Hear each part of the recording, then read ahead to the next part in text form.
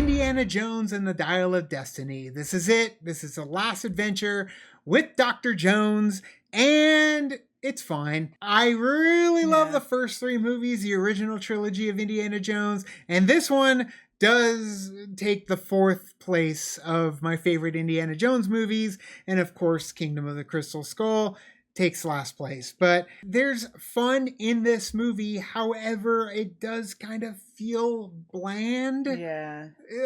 Quite a bit throughout this movie. It kind of feels like they had like it's like a cake, you know, you have that the layer of Indiana Jones on the top, which is the frosting, but like when you kind of take a bite into it, it just didn't taste right. There wasn't a whole lot going on. I mean, yes, there is an intricacy when it comes to Dr. Jones going on this quest to find the artifact that he's looking for. Yes. However, the quest and the adventure is more fun than the destination that we end up at. Right. And typically with Indiana Jones, it pops off in the end, you know? There's usually something, a huge payoff when it comes down to reaching the end of the road. But for this one, it felt kind of weird, and it almost kind of felt like it was reshot and redone because it just kind of ends. We walked away saying, okay, that's just another Indiana Jones movie, but it should have been the ultimate ending for Indy, but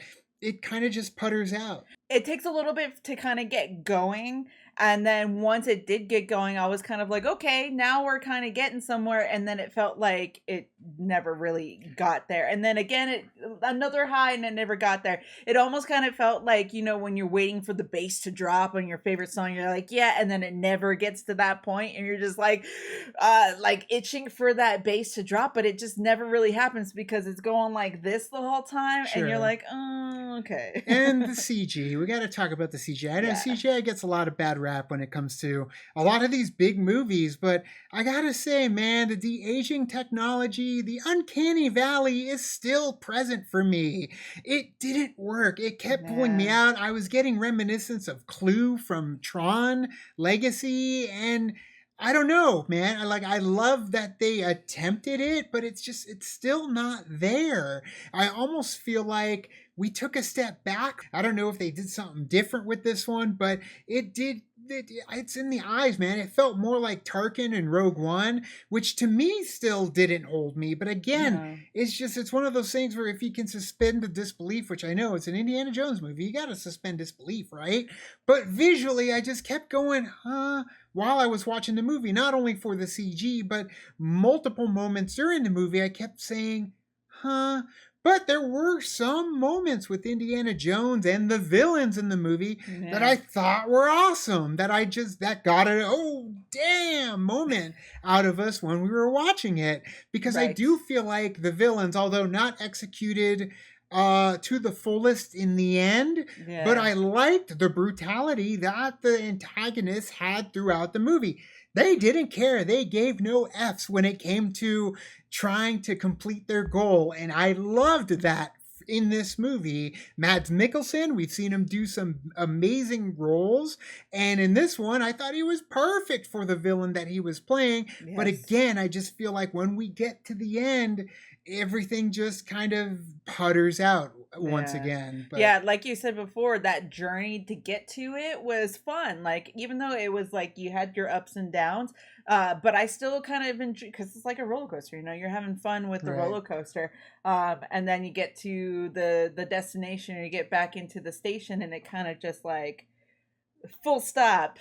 They pull the maneuver there. Yeah, so. They stop short when it comes to certain aspects of the story. They stop short, yeah. Phoebe Waller-Bridge's character, I didn't like her for most of the movie, partly because if you saw the trailer, she's just kind of screwing over Indiana Jones for kind of most of the movie, and I didn't like that, man. I didn't like that she could have gone on this adventure with him, like she does say in the beginning of the movie that she wants to do that, but then it's just like, nah, screw you, Indiana Jones, I'm doing it on my own. It's like, why do we immediately come into this movie and the entire movie, Indiana Jones is not in a good spot, and it's just, it's kind of heartbreaking a little bit. Yeah. And this isn't the first time we've seen this with a lot of the legacy characters in other movies, where you come back in and they're not in the best position for their characters, and it's kind of heartbreaking to see. It is very heartbreaking to see. And I feel like we don't really end up much better, much better by the time we get to the end of the movie. Yeah. So, I mean, it's kind of depressing. It feels more depressing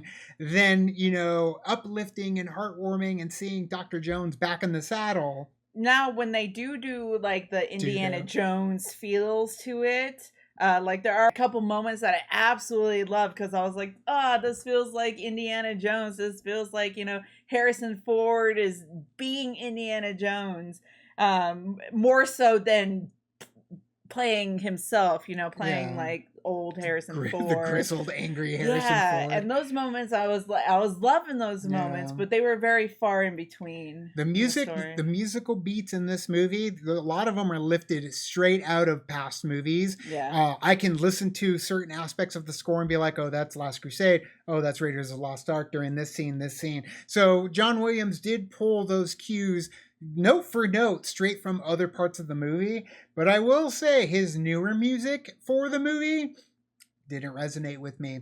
I listened to it standalone as well. Didn't resonate with me. I don't know what it is. It's just there's nothing really standing out for the music, unlike all the other ones. Even Kingdom of the Crystal Skull still didn't really resonate with me either. And then we talked about John Williams and some of his newer scores, especially when it came to Star Wars.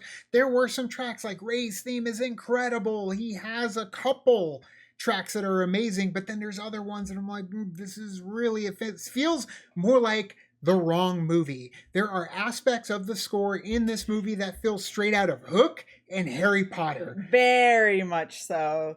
Very Hook and Harry Potter for a lot of it. Yeah, very much so. I was like, oh, this feels a lot more like Harry Potter's music more so than... Granted, it's him taking from his music, and yes, there are music from Harry Potter that felt like Indiana Jones. So it's like, it has happened before, but it felt like it got to the point where you're kind of like, doesn't sound like any Jones movies more so than it does another movie. It was too bubbly and happy, and like it wasn't. It needed to be like action adventure. Yeah, it wasn't adventure music, which was just. It was more weird.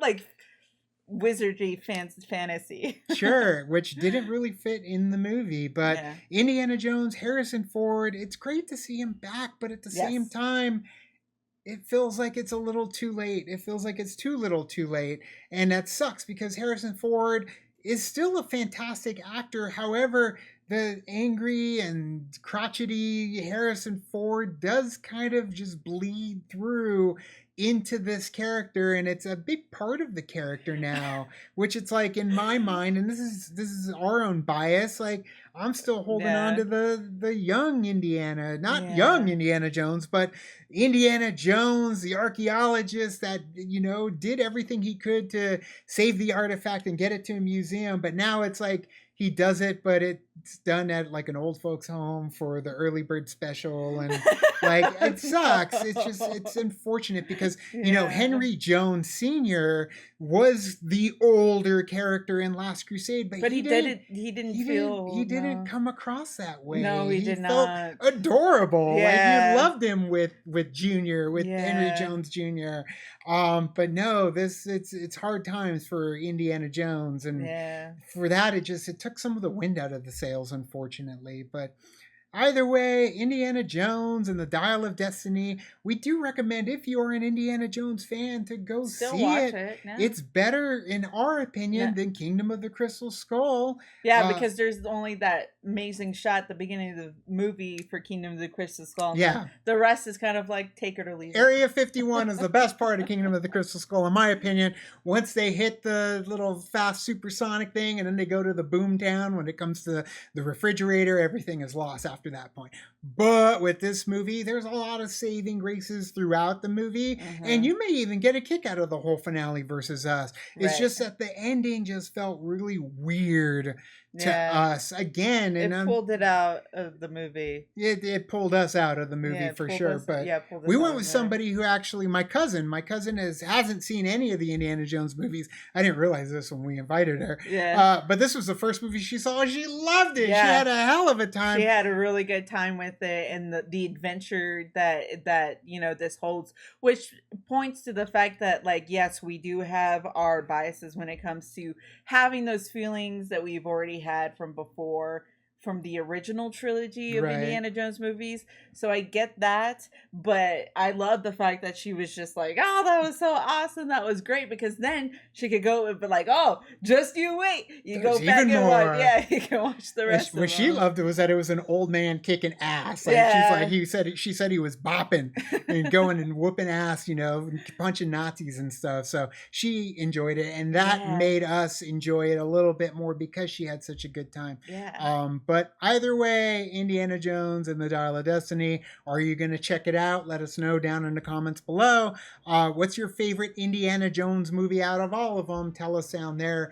You can also Last like and Crusade. subscribe. Last Crusade over here, all on this side of the table. Yeah. But still, Raiders of the Lost Ark is right up there. And Temple of Doom, I watched the hell out of that when I was a kid. Only because it was the only one I didn't own. Yeah. Molaram, prepare to meet Kali in hell. But what did you think? Let us know in the comments below. You can also like and subscribe. And do the thing on our Facebook, Twitter, Tumblr, Instagram, Discord. All the social networking joins, you know where they are. Kick into the party, fuel the party, keep the party going on our Patreon. Check out our reactions for Secret Invasion, available on our channel. And now it's time to say goodbye. And this party is over. Bye. Bye.